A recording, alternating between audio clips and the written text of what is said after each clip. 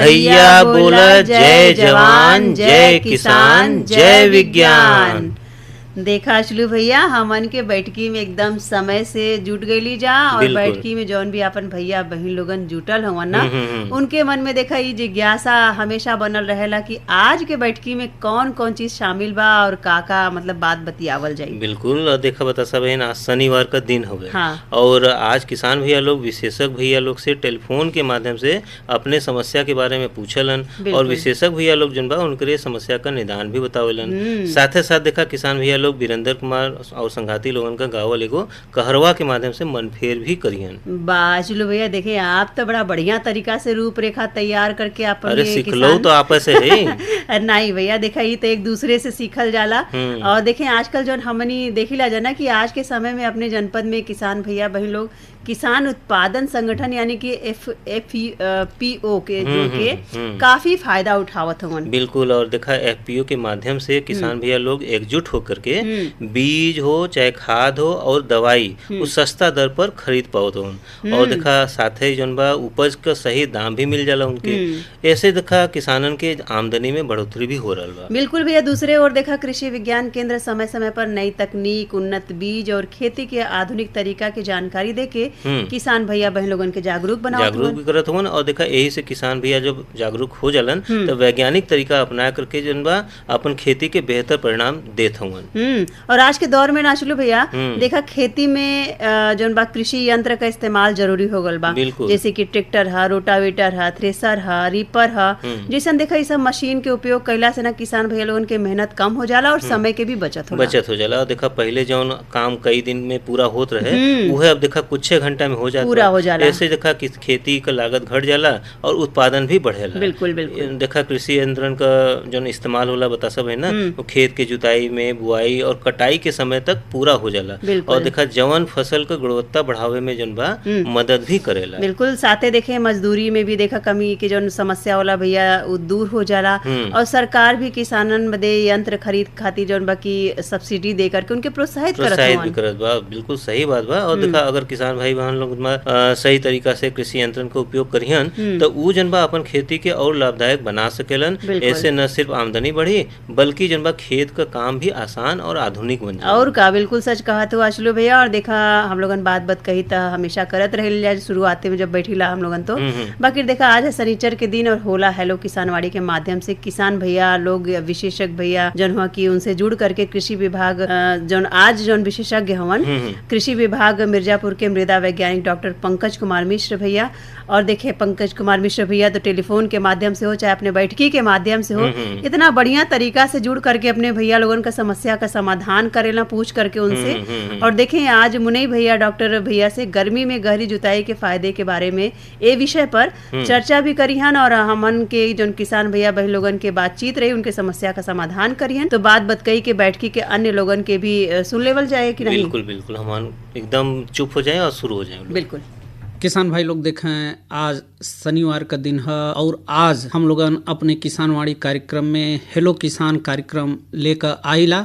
और आज देखें हमार संपर्क हो गल बा विषय वस्तु विशेषज्ञ माटी वैज्ञानिक डॉक्टर पंकज कुमार मिश्र साहब से। और आज आपसे ही हम लोगन जानब कि जवन गर्मी का समय बा ये समय अपन खेत खाली हो गल हुआ तो अपन जवन किसान भाई लोग हुआ खेत खाली भइले के बाद अपने खेत में कौन कौन कार्य ये समय खास तौर से करें। डॉक्टर साहब नमस्कार। नमस्कार भैया।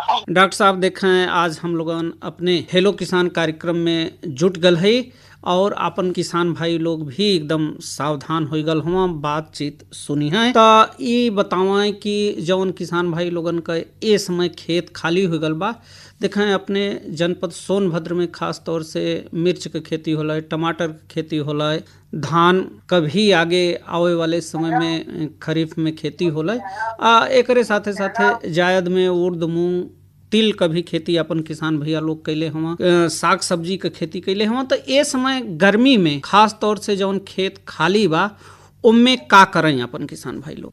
तो सबसे पहले हम सब किसान भैया के लोगन के राम राम करते जी। और यह समझ जब खेत खाली बाटे और खेत खाली होवे का अर्थ यह कि हमने के जोन रबी के जोन फसल रहल ओकर कटाई हो चुकल है। जी जी। आगामी हमने अगर जहाँ पे सिंचित दशा है वहाँ पे जायद का कुछ फसल, अन्यथा की स्थिति में हमने अपन जब खरीफ का तैयारी करे का एक बहुत अच्छा मौका मिल जाला। जी जी।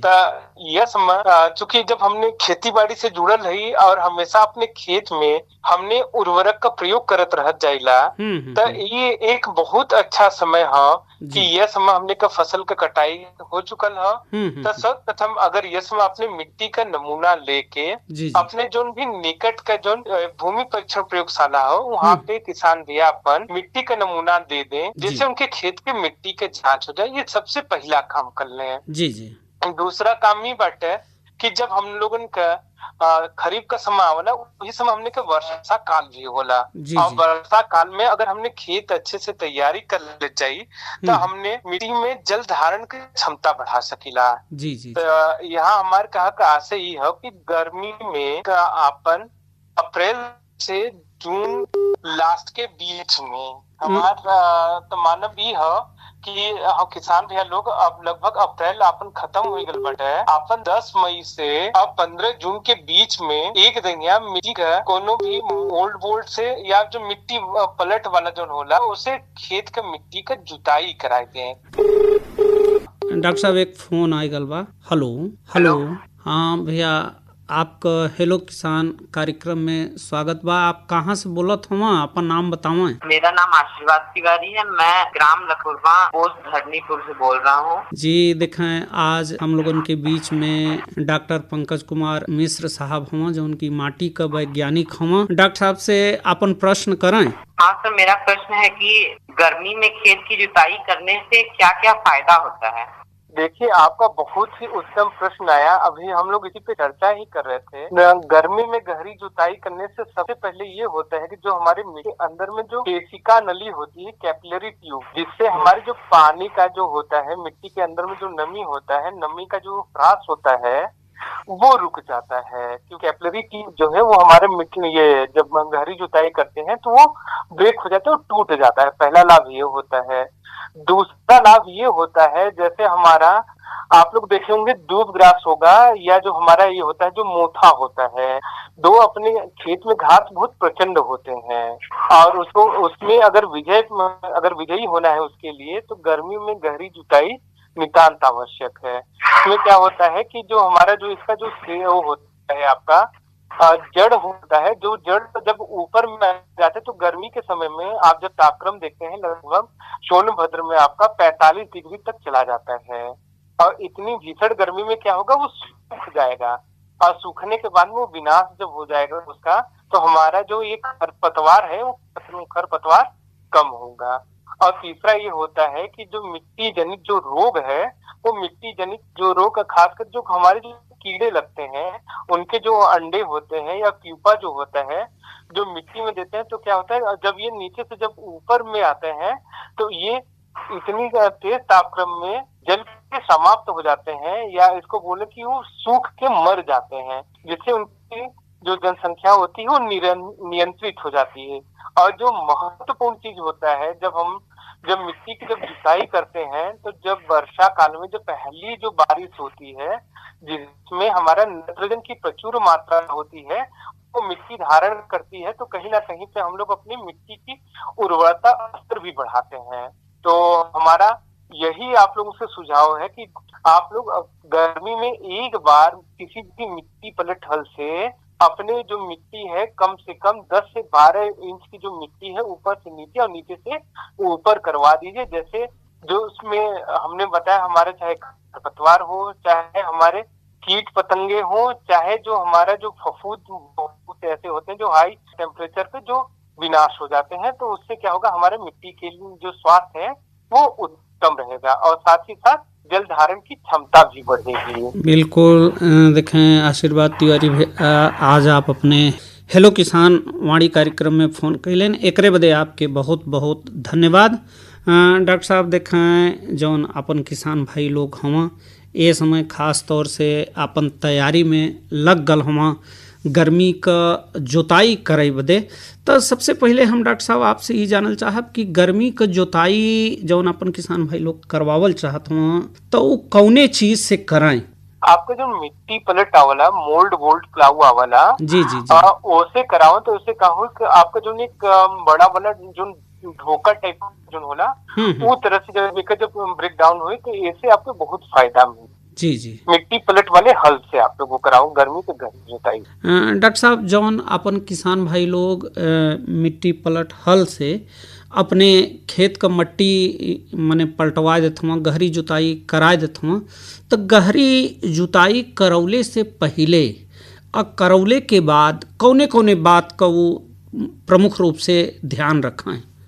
देखो भैया, जैसे खेत का जब गहरी जुताई करावत है तो हम ओकरे साथ में अपने किसान भाई लोगन के एक जरूर सुझाव दे कि जो अपन खेत का मेड़ हो ओके कम से कम 1 से 1.5 बित्ता मोटा करा दें और अपन लगभग 1.5 बित्ता ऊंचा करा दे। जो आप 1.5 बित्ता बोले तो लगभग हमने का आधा फीट के आसपास हो जाए। तो उससे हम लोग का प्रमुख लाभ ये होला, जब हमने मिट्टी का जब गहरी जुताई कर दी थी तो इमन का भी जब बरसात का आपका जब जल आई तो जल का आपका धारण क्षमता भी बढ़ी और जल धारण जब क्षमता बढ़ी, जब उसे जब मिट्टी के जब पानी जब सोख लेला, जब सैचुरेटेड अवस्था में जाला ओकरे के बाद में जो पानी जब खेत से जो बाहर बहला वो बाहर भी बहब आपका रुक जाइए जी। तो उसे कहा हुई अपन पानी के जल धारण भी खेत में हो जाये और दूसरा हो जाये अपने खेत का जो लाभदायक मन अपन पोषक तत्व होला वो भी पोषक तत्व पानी के साथ में घुल के बाहर न जाइए। डॉक्टर साहब अपने माटी में कौन कौन प्रमुख पोषक तत्व पावल जाना? देखा अपने जो मिट्टी है, मिट्टी में तो वैसे बहुत सा पोषक तत्व पावल जाला जी जी। जेकर अगर हमने संख्या करी तो 90 के ऊपर हो जाला जी जी। और जो पौध के जो आपके सबसे आवश्यक है तो जो हमने का 17 पोषक तत्व आवला, तो उस 17 पोषक तत्व कोनो ना कोनो रूप में अपने मिट्टी में विद्यमान होला। डॉक्टर साहब जौन हम लोग माटी में पोषक तत्व का बात करत रही है कि प्रमुख 17 पोषक तत्व पावल जाना, तो वो कौन कौन पोषक तत्व हुआ और उससे फायदा अपने माटी के का पहुंचाला?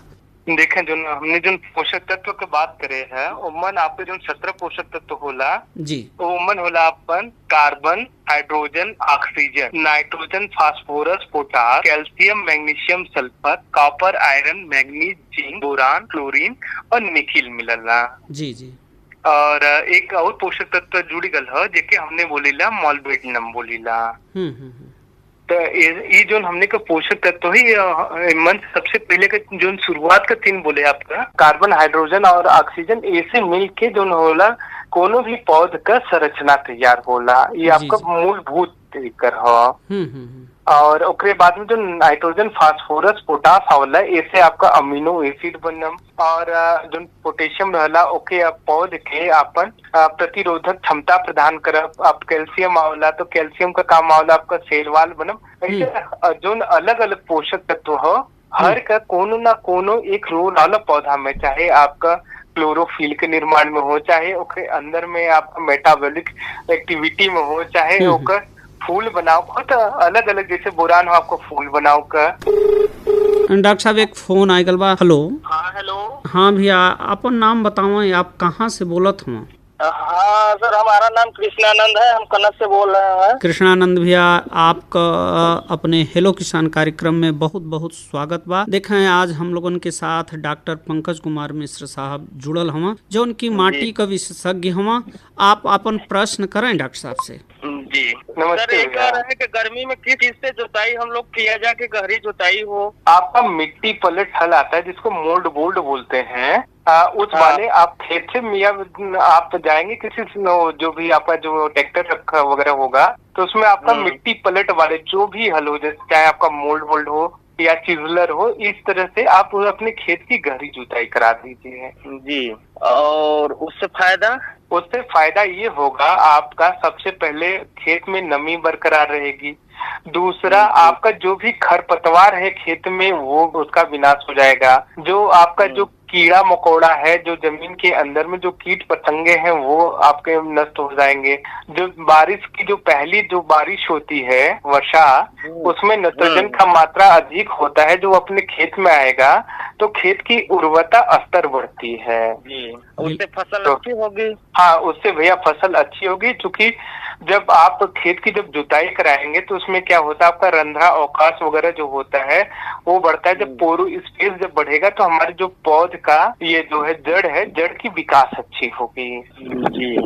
बिल्कुल भैया, आप आज अपने हेलो किसान कार्यक्रम में फोन कैलन और जौन आपका प्रश्न रहा ओकर उचित समाधान भल, एकरे बदे आपके बहुत बहुत धन्यवाद। डॉक्टर साहब, हम लोगन पोषक तत्व का बात करत रही है कि कौने पोषक तत्व में का पावल जाला और कौन कौन वो काम करला, तो अपने किसान भाई लोगन के बताओ। बुरान वाले पे जी। जैसे अपने जनपद में बहुत से ऐसे किसान भैया लोगन के लेकर समस्या कि भैया हमने के फसल में वो आवत था बौर आवत है, जैसे आम की बात करें बौर आवत है, बौर झड़ जात था, या फूल लगत हो फूल झड़ जात था, या फल नहीं लगत हो फल झड़ जात हो, फल फटत हो। इस जो होला आपका एक बोरान पोषक तत्व लौकर कमी का जाला। जब एकर अगर हमने के जब पता चल कर लेकर हमने छिड़काव करवा सकत जाइला, बोरान की स्प्रे कराई के ओके मैनेज कर सकेला। यही तरह से अपने जो खेत में जो सल्फर आवला, ये अमीनो एसिड वगैरह प्रोटीन बनाव का काम करेला पौधा से, और ये प्रतिरोधक क्षमता देला पौधा के। जितना भी आपके अगर नए पत्ती पे अगर पीलापन का आवाज शिकायत चालू हो गई तो समझ लो वहाँ पे सल्फर का कमी हो। जितना पुराना जो पत्ती हो गई वो भी नाइट्रोजन भी का करला, आपका जो प्रोटीन वगैरह ये सब जो बेस वगैरह बनेला ओकरे पार्ट होला। और सबसे अधिक अपने जो पौधा वो लेला आपका नाइट्रोजन ही लेला, ओकर अधिक मांग होला। ओकरे कमी से अपन पौधा अपन पूरा जीवन चक्र नहीं कर पाला। तो जोन भी जान ले अगर नया पुराना पत्ती है, पुराना पत्ती पे जब पीलापन दिखाए चालू हो गया नाइट्रोजन का हो गया, तो हमने एक पहचान भी कर सकिला, ओकर रेमेडी भी कर सकिला देख के। अच्छा। आप भी जान ले हर एक पोषक तत्व का पौधा में कोई ना कोई एक फंक्शन है। बिल्कुल डॉक्टर साहब। अच्छा डॉक्टर साहब, जौन ये पोषक तत्व बाया तो कैसे अपन किसान भाई लोग जनी है कि माटी में कौने पोषक तत्व का कमी बा? हाँ, ये देखम भैया बहुत ही अच्छा प्रश्न है, क्योंकि इसमें गर्मी का फसल भी कट चुका है। गर्मी है हमने का रबी के फसल के बाद में, तो ये आप मिट्टी का नमूना लेके अपने निकटतम जनपदी भूमि परीक्षण प्रयोगशाला पे वहाँ पे जब दे देंगे तो जांच के बाद में आपका कौन से पोषक तत्व का कमी है ये हमारे किसान भैया लोगों के पता चल जाइए। बिल्कुल डॉक्टर साहब, चलत चलावत जौन अपन किसान भाई लोग हुआ उनसे का कहल चाहिए, उनके का सहेजल चाहिए। हम अपने किसान भैया लोगन के एक ही मंत्र देवत हम कि गर्मी में गहरी जुताई करावा, मेड़बंदी करें और अपनी मिट्टी का जो नमूना हो ओकर जरूर से जांच करावा, जैसे हमने के पोषक तत्व का सही मात्रा में दे सकी। अब मिट्टी में जो भी अवांछनीय जो हमने का खरपतवार हो, जो हमने का कीट पतंगा हो और जो केशिका नली हो ओके रोक के हमने मिट्टी का उर्वरता स्तर बढ़ावत जाए, वायु संचार अपने मिट्टी में बढ़ावत जाए, जल धारण क्षमता बढ़ावत जाए, जैसे कि हमने का उपज आगामी बहुत अच्छा हो। बिल्कुल डॉक्टर साहब, आज आपसे हेलो किसान यानी किसानवाड़ी कार्यक्रम में जो हम लोग शनिवार के लेकर हेलो किसान आई लजा उनमें आज आपसे संपर्क भल और आप आज इतना बढ़िया अपने किसान भाई लोगन की जानकारी दिलेन, एकरे बदे आपके बहुत बहुत धन्यवाद। हर जोखिम से निकल कर फसल आए, सुरक्षित हो जाए, फसल बीमा से हर किसान अब आत्मनिर्भर हो जाए। संकट के समय प्रधानमंत्री फसल बीमा योजना किसानों के लिए वरदान है। अब सूखा पड़े या बाढ़ आ जाए कोई डर नहीं, अब ओले पड़े या कीट पतंगे फसल खा जाए कोई फिक्र नहीं, क्योंकि हमने लिया है प्रधानमंत्री फसल बीमा। बुआई से फसल कटाई तक हर जोखिम का दावा, न्यूनतम प्रीमियम पर अधिकतम भुगतान का वादा। योजना से हर साल जुड़ रहे हैं 5 करोड़ से ज्यादा किसान। अब आपकी है बारी। नजदीकी कृषि कार्यालय, सहकारी समिति, बैंक शाखा, अधिकृत बीमा कंपनी या जन सेवा केंद्र में स्वेच्छा से करा सकते हैं पंजीकरण। फसल बीमा पोर्टल या फसल बीमा ऐप द्वारा भी कराया जा सकता है पंजीकरण। प्रधानमंत्री फसल बीमा योजना, आपकी फसलों का संपूर्ण सुरक्षा कवच। कृषि एवं किसान कल्याण मंत्रालय, भारत सरकार। अरे अरे अरे क्या कर रहा है? इधर इधर इधर हम बोल रहे हैं तेरे बीजू का। उतला बोल रहा है? पक्षियों से तो हम खेत को बचा लेते हैं, पर इन घातक रसायनों से कैसे बचाएं? मतलब? देख बेटा, तू जो ये अंधाधुंध रसायन मिलाता है ना, मिट्टी की सेहत बिगड़ने लगी है। और जब माटी ही कमजोर पड़ जाएगी तो उपज कैसे सेहतमंद होगी? अरे पहले ऐसा नहीं था। पूछना अपने बड़े बुजुर्गों से, कैसे फसल लहलहाती थी, शुद्धता झलकती थी। हाँ, माटी भी तंदुरुस्त और लोग भी। पहली वाली बात कहा, पर अब तो सब यही डाले। सब नहीं, आज भी लाखों जागरूक किसान परंपरागत विधि से फसल उगा रहे हैं। खर्चा कम और उपज की कीमत भी बेहतर पा रहे हैं। सच है? रे बेटे, एक्सपीरियंस से बता रहे हैं, धूप में बाल सफेद नहीं किए हैं। हाँ। ठीक है भाई, मैं भी आज से जैविक खेती शुरू करूंगा। माटी से प्रेम की परंपरा है, परंपरागत खेती। हाँ शुलू भैया, गर्मी में गहरी जुताई के फायदे विषय पर जनबा डॉक्टर पंकज कुमार मिश्र भैया से जनबा अपन मुने भैया के बाद भी बातचीत होत रहल और किसान भैया लोग अपन फोन के माध्यम से समस्या भी पूछत रहन। बिल्कुल। गर्मी के बाद जहाँ तक बा बता सब हिन तो देखा इस समय एकदम अपरंपार गर्मी पड़त बा भैया। अपरंपार ना मतलब कहे भीषण गर्मी का भीषण, और अधिकतम तापमान देखा तो 43 डिग्री सेल्सियस रहल और न्यूनतम जौन बा 23 डिग्री सेल्सियस भैया। वही तो अप्रैल चला था, मई जून में का हाल हुई बस देखा ये बा कि मौसम के साथ साथ अपने स्वास्थ्य का ध्यान रखब जरूरी बा। और जौन भी अपन गुरु चौवा उनका ध्यान रखल जरूरी बा। बिल्कुल। तो देखा हर बात का निचोड़ यह रहला बता सब कि कैसे अपने खेती का लागत कम करल जाए, उत्पादन बढ़े और उत्पादन भी गुणवत्ता वक्त युक्त रहे ताकि जौन बा वो बाजार में जाए तो ओकर अच्छा भाव मिल सके। बिल्कुल। और भाव के बात कहला हा चलो भैया, तो देखा हमारे हाथ में मधुपुर मंडी के बाजार भाव बा कुंतल में बा। तो बिना देर के बाँच दे। बिल्कुल। देखे लाल आलू 1000 रुपये प्रति कुंतल, सफेद 800, प्याज 1800 रुपया, टमाटर 1400, बोड़ा रहल 2500, कोहड़ा 1000 रुपया प्रति कुंतल, बीन्स 2500, लंबा बैगन 2500, गोल बैगन 4000, परवल 8000 और देखें लौकी जो है कि 700, करेला 2000, भिंडी 1200, नेनुआ 1300, कुंदरू 3000 और मूली 2200 रुपया, लहसुन 6000 रुपया प्रति कुंतल, धनिया जो है कि 5000 रुपया, हरी मिर्च 1800, अदरक 8000, सूरन 4500, कटहल 2000, पालक 1200, तरबूज 1400, खरबूजा 2500 रुपये प्रति कुंतल, पपीता रहल है मधुपुर के मंडी में 1500, सहजन 1200, चुकंदर 1200 और अब आवे देखे सैकड़ा भाव जौन बा फूल गोभी के 2000 रुपया प्रति सैकड़ा और पत्ता गोभी 2200 रुपया और नींबू 400 रुपया प्रति सैकड़ा। तो देखा ये रहल मधुपुर मंडी का बाजार भाव। पुनवासी भैया के भी धन्यवाद दिया जाए, साथ ही साथ विशेषज्ञ भैया लोग के भी धन्यवाद दिया जाए। बिल्कुल। लेकिन धन्यवाद सुखे सुख तो हो नहीं, बिल्कुल नहीं। और देखे मनफेर के खातिन वीरेंद्र कुमार और उनके संगतिया लोगन कहरवा सुनावे खातिन के बस आपके इशारा चाहत हुन तो तनको न हो देर हो जाएगो मनफेर।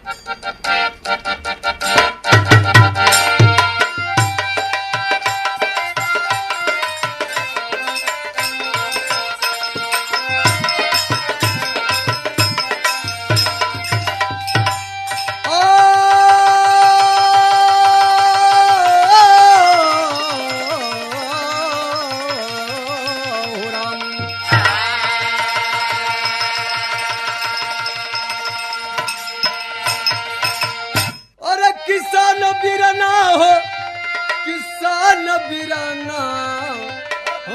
देशवा किसान।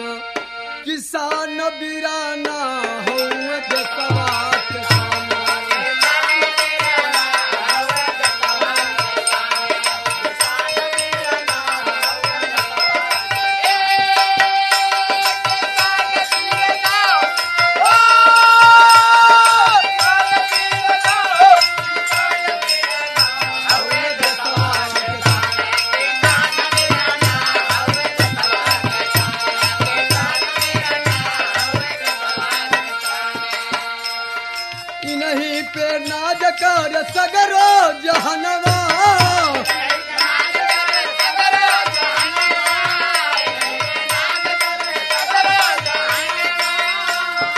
सबके करावे ले भैया भोजनवा,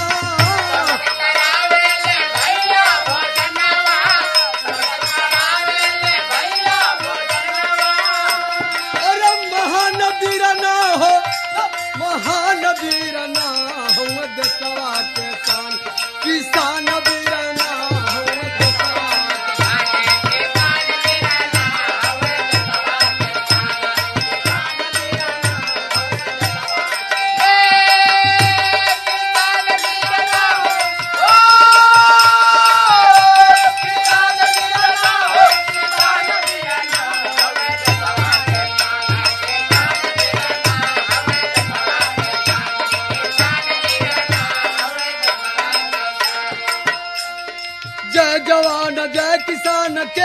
बाट नारा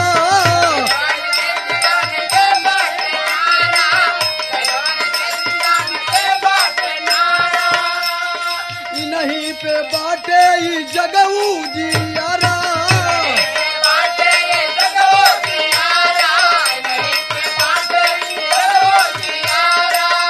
अरे जवान बिरना हो जवान बिराना हो देशवा के शान किसान बिराना हो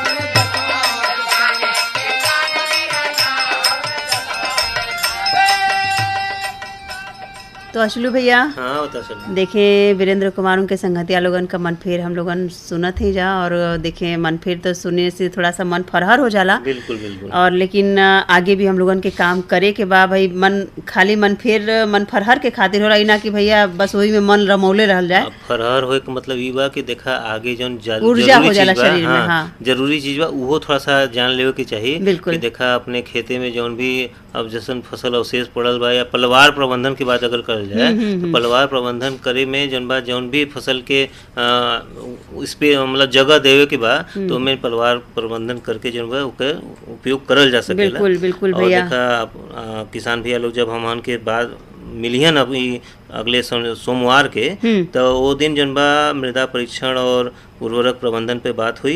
त्रिलोकीनाथ यादव भैया से अपने भोला भैया का तो आए करके सुनल जाए। तो भैया सोमवार के ये जानकारी सुने के मिली तो भैया लोगन समय निकाल के अपन की जानकारी के जरूर गुने। तो भाई देखे हम तो कहब कि चला चलावत इहो कहे के बा अचलू भैया कि हम लोगन स्वास्थ्य का अपने ध्यान रखी ताकि हम लोगन अपने गोरू चौवा के ध्यान रख सकी और जौन भी हम अपन सौदा बाजारे में ले जाते हैं तो देखे स्वस्थ रह तबे ना हुई भैया। बिल्कुल। देखा अनबोलता जीव हुआ तो अनबोलता जीव तो पानी मंगिया नहीं। बिल्कुल तो देखा इतना प्रचंड गर्मी पड़त बा तो प्रचंड गर्मी में जगह जगह पे पानी उन्हन के बदे रख दें और पानी खत्म होता कि नहीं खत्म होता इहो ध्यान दें। बिल्कुल। देखा गर्मी में भैया पानी बदले की जरूरत बा काहे कि एकदम से गर्म हो जाता तो उबले लगता पानी तो एक ध्यान जरूर रखल जाए। और अब देखिए आज के बैठ के समेटे के बखत हो रहा है मन से अक्सर चले जाए मन। बिल्कुल। भैया बोला जय जवान जय किसान जय विज्ञान।